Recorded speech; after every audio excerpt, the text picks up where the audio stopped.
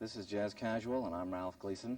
You've been listening to the Jerry Mulligan Quartet, one of the most delightful quartets in modern jazz today. They've been playing a composition by the leader, Jerry Mulligan, entitled 4x3. And now we're going to have a chance to talk to Jerry for a moment. Welcome to Jazz Casual, Jerry. Thank you, Ralph. You've been experimenting, it seems to me, with switching back and forth from large groups to small groups. Is there a reason for this, other than economics?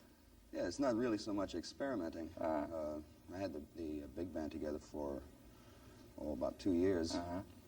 And I got lonely for the little band again. Why? It's easier, and you wind up playing differently. How do you play differently? Well, a big band is more restricting because you have, the more people you have in a band, the more organized the arrangements have to be. With the quartet, we many times will decide to play a tune that we've never played before, and in front of an audience, we'll make up an arrangement as we go along. Just like that? And we did it sometimes with the big band, too, but you have better luck and probably can be a bit more consistent with the small band. Do you take things that you did with the big band and bring them down to the small group? No, actually, it's the other way around. We took small band things, a lot of the tunes that we played with the quartet for years. I had arrangements made of those based on the quartet arrangement. Does it give you problems in thinking about playing then, to play it first with the quartet and then go up to the big band and then back down? Yes, it has. There's some of the things that, since we've gone back to playing them with the quartet, I think it happens to Bobby and I both, that we're so in the habit now of playing the big band arrangements of them that we miss the big band parts. In fact, it happened to me the other night. We were playing something that we played with the big band, and I totally forgot the quartet arrangement. I was all set to go into some band part of the thing. It wasn't there. It's a bit of confusion. Do you rehearse the things for the small group, too, at all? Oh, yeah. Yeah, well, for instance, a thing like that 4 for 3 that we just played is not something that you could just start playing. But, you know, the rehearsals are really mainly to learn the songs themselves.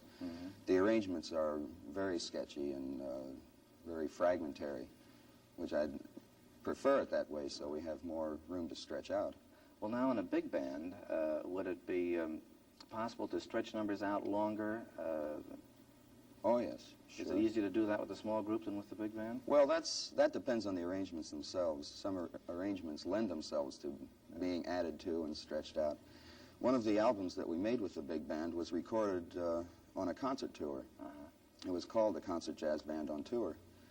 And in going over the material for the album and editing the stuff and hearing all of the various tapes from various places, I thought it would be a good idea to include 2 tracks of the same piece on it, because in that way it illustrated better than you could with words how differently the same arrangement could sound on a different night under different circumstances.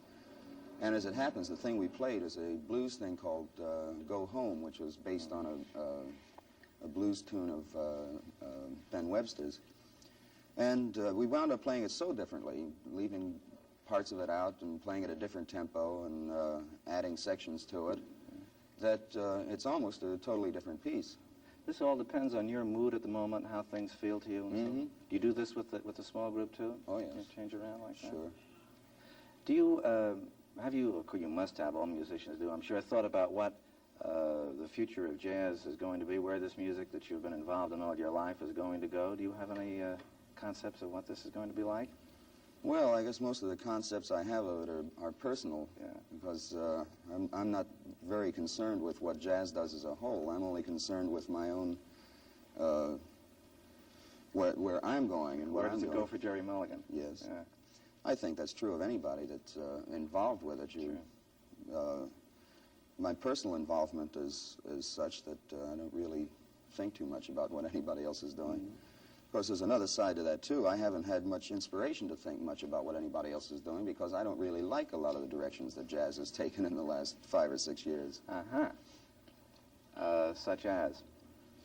Well, I think that there's a bit more concentrating on such things as funk and hard blowing and soul for the sake of itself that they've kind of lost me. To me, there's a lot of different ways to play, and I don't like to see these trends of people getting isolated into their little rut. You know, to me, if you're in a rut, you're in a rut, and it doesn't matter whether that rut is far out or far in. Yeah. It's restrictive in any sense. And also the need to intellectualize about jazz and let's everybody sit down and write a symphony. There's been a great deal of that, and I think most of it is bound to be unsuccessful because the techniques just don't go together. You look for more freedom in personal playing, then? Well, I don't know if you can put it that way, because some of the attempts at freedom, or complete freedom, say, are chaotic. I think one of the things about jazz that's attractive is the order of it. It is orderly. It should be, and organized. And inside that order, you have a great deal of freedom. But you can't truly have freedom unless you've got order to begin with. One of the things that people mention to me when they talk of the Jerry Mulligan small groups is the fact that you don't use a piano player. Why is this? Well, of course, in the first place, you don't need a piano. For that matter, I guess you don't really need any particular instrument, but it's become a habit of thinking to have the piano in the rhythm section. And it occurred to me that the piano was being used as a crutch for the other instruments, because the piano sits and has a function where he's playing the chords all the time, and I found that a great deal of the time he was getting in my way. So it's not necessarily something that I recommend for all of jazz. I should, I should start saying, piano players are out. No more pianos in jazz, right? But you play the piano yourself. Well, that's the other reason. You see, if with the small band, if I ever want to get a chance to play the piano, if I have a piano player there, I'd never have the heart to tell him, say, get up, I want to play now. But Bobby and I both play with the group, and it makes for a bit of variety for us and a chance to put our horns down once in a while, and it also changes the sound of the group. Are you going to play something for us now in which you do touch the piano? Yes, lightly? I'm going to play a ballad on Darn That Dream. I'd love to hear it. Thank you. Jerry Mulligan and his quartet with Gus Johnson on drums and Bob Brookmeyer on trombone and Wyatt Ruther on bass and Jerry Mulligan on baritone and piano are going to play Darn That Dream.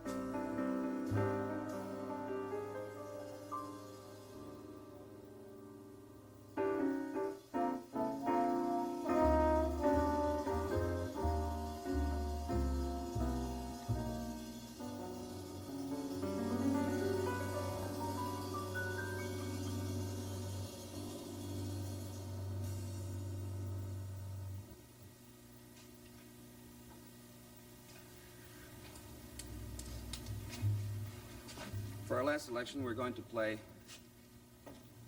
a composition written by Bob Brookmeyer entitled Open Country.